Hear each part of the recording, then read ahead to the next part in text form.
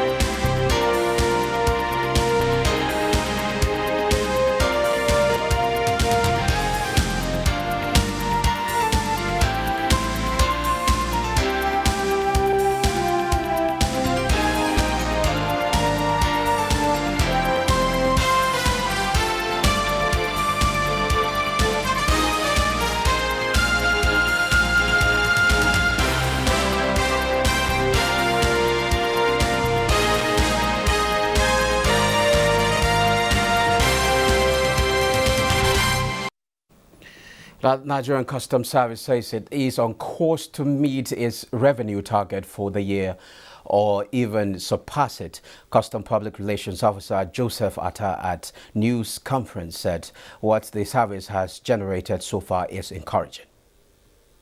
The service has generated the sum of 799 billion 24 million 705,961 naira between 1st January to 30th May 2021. When compared with same period last year, there is a positive difference of 226 billion 110 million 610,991 naira. This feat was made possible due to strict implementation of all extant rules governing import, export, and excise in Nigeria. The presidency has announced that the 200 billion naira facility set aside for the federal government social housing scheme is ready for disbursement to start the project. This follows the finalization of the agreement with the Central Bank of Nigeria with a guarantee from the Federal Ministry of Finance for the scheme, which is expected to be disbursed at 5% per annum, generate 1.8 million jobs and deliver houses to 1.5 million Nigerian families. The disclosure is contained in a statement issued by the Senior Special Assistant to the Vice President on Media and Publicity, Laulu Akande. Laulu said the National Social Housing Program under the Economic Sustainability Plan had received a further boost, adding that the fund, which will be released in tranches, is expected to build 300,000 homes in the 36 states of the Federation, including the Federal Capital Territory, and to create up to 1.5 million jobs in 5 years with an interest rate of more than 5% per annum, and is expected to be repaid in not more than 3 installments within the tenure of the facility. The Nigerian economy in the last 6 years has put up a resilient posture despite circumstances that put it to test, having survived a recession twice. Leka Tumbabatunde in this report takes us through the journey. The start of the Buhari administration was on a shaky economic note, as the world at that time was in serious crisis that saw oil prices declining sharply. By 2016, Nigeria entered her first recession in decades owing to weak revenue generation. However, it was short-lived as Nigeria spent her way out of recession. Growth continued marginally, and just when all seemed set for an all-round improvement, coronavirus showed up late 2019 in Wuhan, China, and will change the world perhaps forever. The consequences were felt across the globe as productivity dropped, travels ceased, trade halted, offices shut down, the streets gradually went empty, and life moved virtual. The world went into a recession, and for Nigeria it was the second in 5 years. The rebuilding process involved both fiscal and monetary authorities who kept churning out policies aimed at reflating the economy, widening the sources of income, creating jobs, and curbing inflation. Our target is to grow this economy to a 7% GDP in the next 5 years, and also to increase our revenue base, which was at 8% by 2019 to 15% over the next 5 years. Social incentives increased with some forbearance. The states also received moratoriums and credit lines from the federal government and the central bank. Public debt increased to meet the infrastructure deficit made more pronounced by the pandemic. Because of COVID, that same last year, we quickly had to rework the books. Not only because revenues dropped, but now you now suddenly realize you needed hospitals, you needed all kinds of facilities, you needed palliatives because of the lockdown, people were shut down. So your expenditure increased while your revenues dropped. Could we have said, no, we won't do anything? The need for more liquidity continues to be met. On the other hand, inflation has also been on a steady rise and only halted in April after 21 months. Nigeria exceeded recession in the fourth quarter of 2020, though marginally. It was a short-lived recession, and at the end of the first quarter of 2021, GDP numbers again inched up, this time by 0.51%. The slow pace of growth, pressure on the nation's reserves, increased borrowing, and slower than expected food output, along with some external factors, were responsible for the central bank's decision to hold rates at the last Monetary Policy Committee meeting, despite some downward movements in key statistics. On the output side, what should we be doing? Let us use our development finance tools to boost output by ensuring that liquidity and funding is made available at concessionary rates to employment generating and output stimulating sectors of the economy.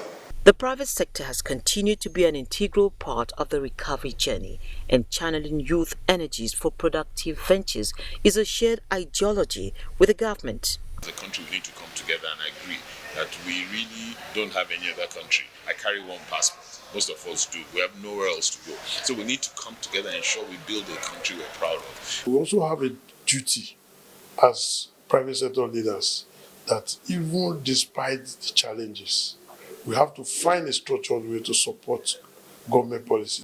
The COVID-19 economic response was worth 2.3 trillion naira through the Nigerian Economic Sustainability Program, NESP. The targeted credit facility by the central bank has just been increased to 400 billion naira from 300 billion naira. COVID relief support recently hit 25 billion naira as vaccines availability increases, while development partners have also continued to support the economy. The populations are growing of young people, and so we're looking for ways to have private sector climates that are inviting to new businesses and that allow job creation. Economic managers are optimistic the desired growth that is inclusive will be achieved in the near term. And now to the business of the day. I have joining me in the studio financial and investment analyst Nii Akisiju. Together we shall be x-raying the economy in the last 6 years and way forward. You're welcome to business. Thanks so much. It's a privilege. Okay, from infrastructure to finance, healthcare, human development, oil and gas. How has this administration fared? Oh, well, relatively okay. I think when you put it on a score between 1 and 10, I'll give the administration 7. 7 in context of the restraints and limitations, inherited by the administration, and of course other factors that had also imputed the economy, between 2015 and now. Don't forget that the Nigerian economy itself declined consistently at a peak of 8% in 2010, the GDP in 2010 at 8%, and declined to a low of 2.53% in second quarter 2015. So when the administration came in, it was actually inheriting a fragile economy, as it were. And that was just the figures. The elements contributing to the figures were also very weak in terms of the price of crude oil, a major dependent source for foreign reserve, foreign exchange. The price of crude oil had gone as low as $25 at a point in time before coming back to $29. Foreign reserve was a low under $28 billion. Loan, foreign and domestic loan, was a high of $63 billion. Joint venture cash call debt was as high as $6.2 billion. So when you look at the environment, as it were, you want to be sympathetic to the government going forward. Infrastructure was less than 35% of the stock of GDP. Infrastructure stock was less than 35% of GDP. So for me, it was not exactly an enabling environment. So it is against that background that I usually score, the government, as it were. So going forward, we can see a lot of movement in the area of infrastructure. We can see a lot of movement too in the area of education, especially for the primary school. The number of dropouts at the level of primary school. Health is still a challenge, exhibited especially during the COVID.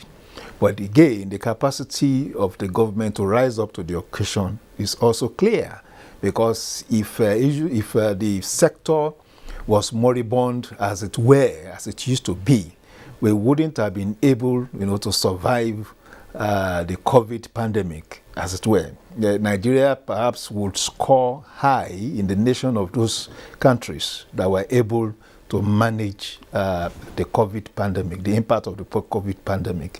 So I think on that note, I still want to score the government high at that level, because if you, up to today, we are talking of less than 180 total infection rates. It is a credible achievement. Okay, according to Nigeria's National Bureau of Statistics, more Nigerians have slipped into poverty since 2020 due to economic state of the country, the impact of COVID-19. How proactive is the government in cushioning the effect? I think the estimation actually was to have about 9 million. That was the projection as a result, principally linked to the COVID-19 pandemic. It has nothing to do with policies. It had nothing to do with the environment. But because the country had to lock down, and of course, the slowdown of economic activities across sectors.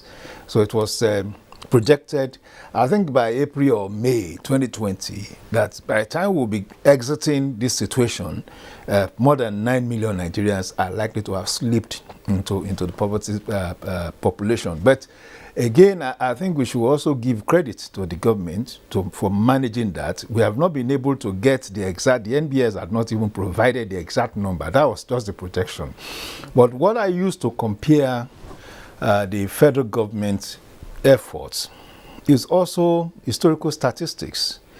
I talked about GDP in 2010. GDP was 8%. 8%.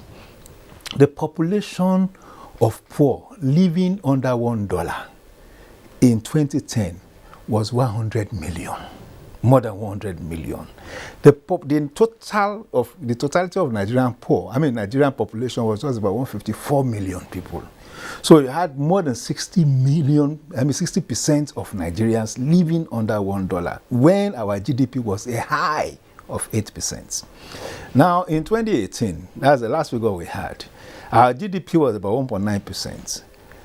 the population of Nigerian poor had reduced to 40% of more than 200 million, you know, numerically given at 82.9 million.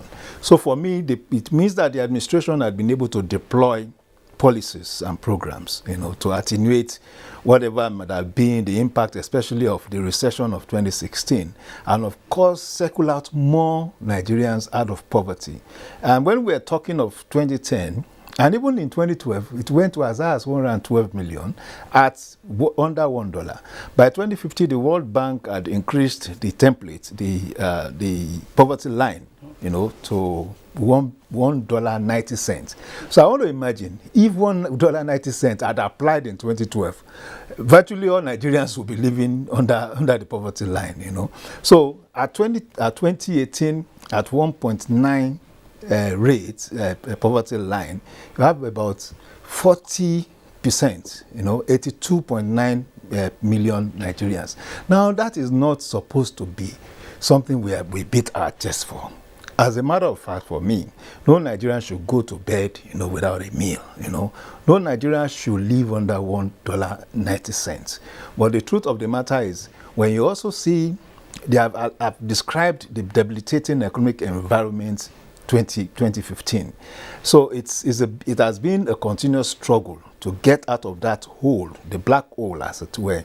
So it's whatever credit we would give the government, it will be about the right economic policy deployment, especially the social investment programs and the anticipatory capacity of the economic stimulus program. Those programs put together are quite proactive.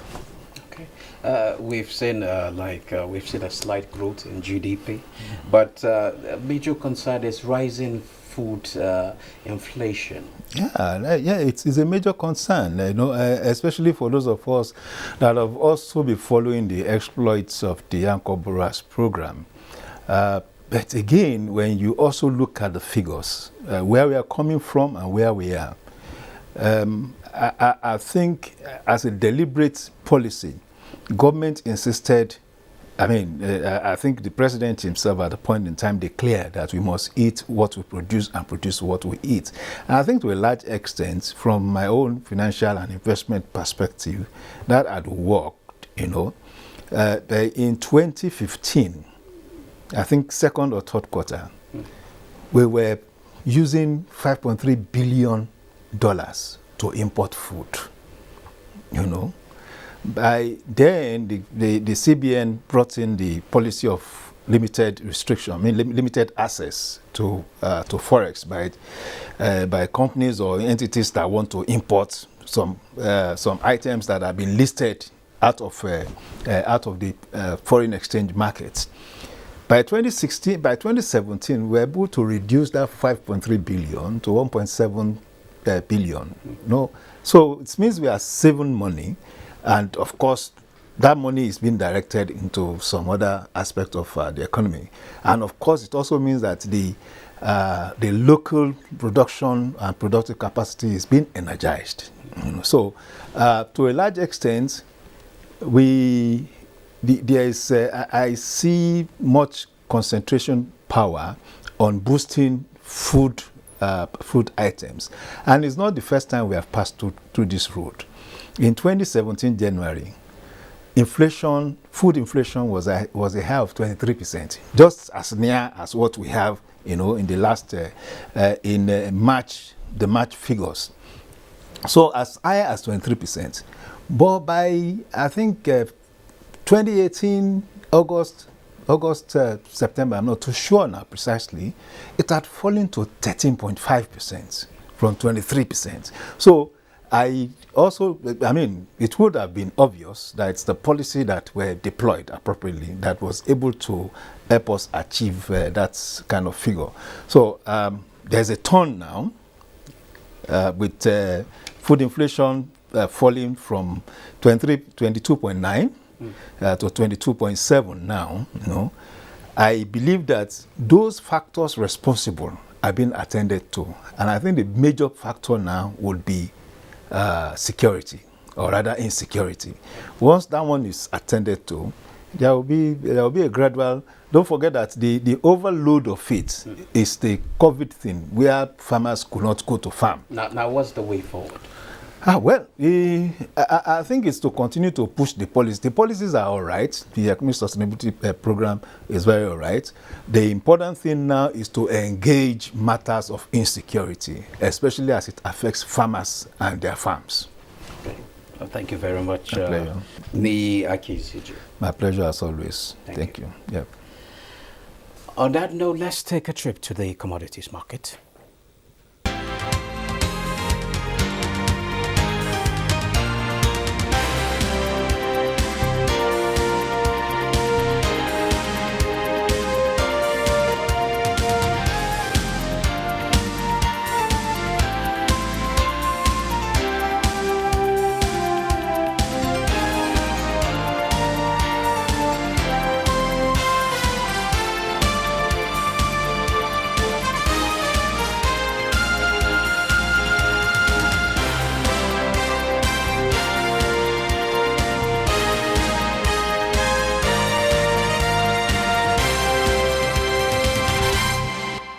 Now let's look at the currency market.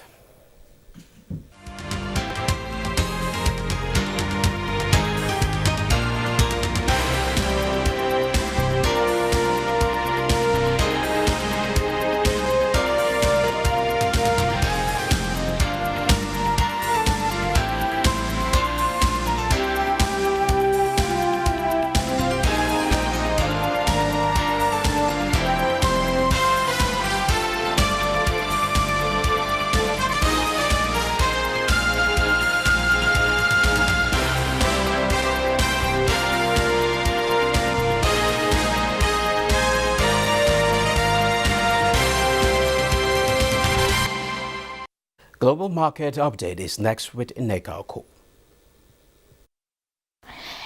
Asian stock markets were mixed on Monday as investors reacted to the release of China's official Manufacturing Purchasing Managers Index for the month of May.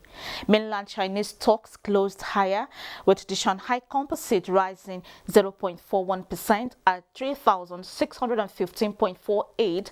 The Hang Seng Index also rose 0.09%, while in Japan the Nikkei 225 fell 0.99%.